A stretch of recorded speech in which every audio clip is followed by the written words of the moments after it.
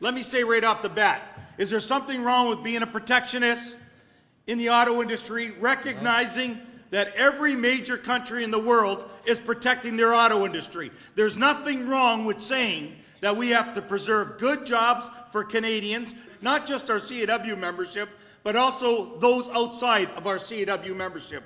Those of you in this room know that we do not represent Honda and Toyota workers. They're unorganized at this particular time, but they are as vulnerable as we are in the auto industry if we don't have a long-term automobile strategy that preserves decent paying jobs in our community that pays taxes. So far, the Detroit Three have been able to influence the wages and benefits paid to Honda and Toyota workers, but the downward pressure will continue to put pressure on us, which ultimately puts pressure on non-union workers. So this isn't just about the CAW in isolation. It's about community, as we talked about today. In Windsor, we talked to 1,000 people. The place was jam-packed. And then we moved into St. Catharines. Again, jam-packed, 325 people. Oshawa, we moved into 225 people, and tonight probably 100 and 125 people. So that's a good start. But we have a weakness, because my message is today that we need the economic development folks of each community that go out there each and every day to try to solicit business for their community and recognize the importance of the industrial sector, the manufacturing sector, the auto sector. They could stand up here today and tell you how tough it is to get out there and talk to employers about investing in Canada and how you need a strategy long-term to do that.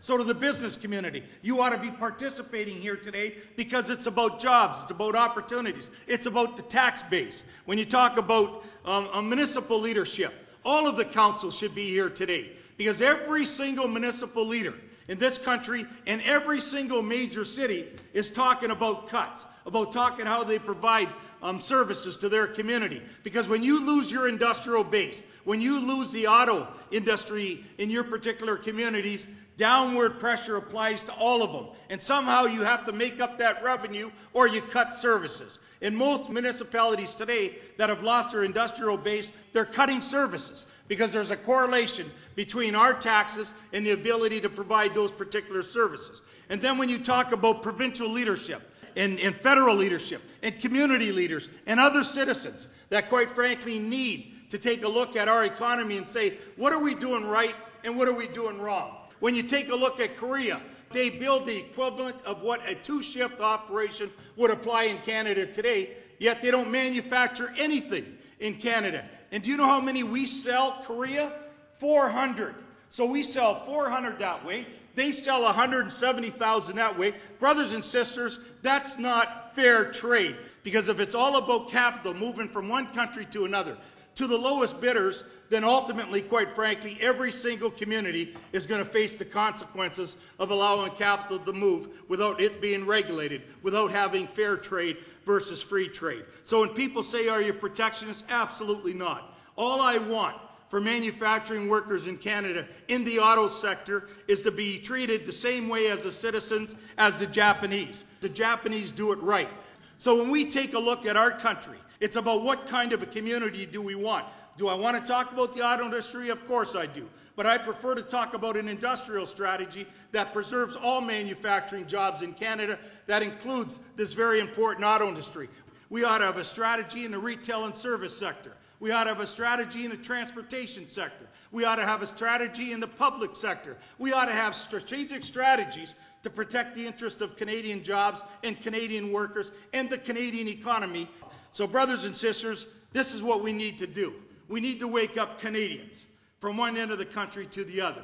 In this community, we got to get tens of thousands of signatures signed for when I sit in front of the Premier and ask him to work with the federal government. I want to make sure that he's got tens of thousands of signatures. And then I want to go to the federal government and I want to say to Prime Minister Harper, I'm not here specifically for the auto industry.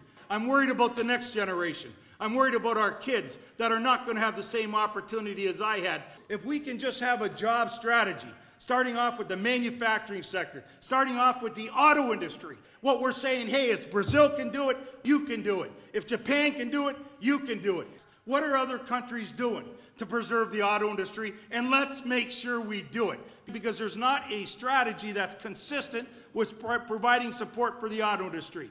This is not about politics. This isn't about political parties. It isn't about me making a choice. It's about jobs. It's about opportunity. It's about taxes paid, and it's about leveling the playing field with those countries, quite frankly, that are advancing the causes of the auto industry in the interest of their economy. So together, if we take this policy, if we get the job pledges filled up, if we get tens of thousands of signatures, people will listen, because it's not about us.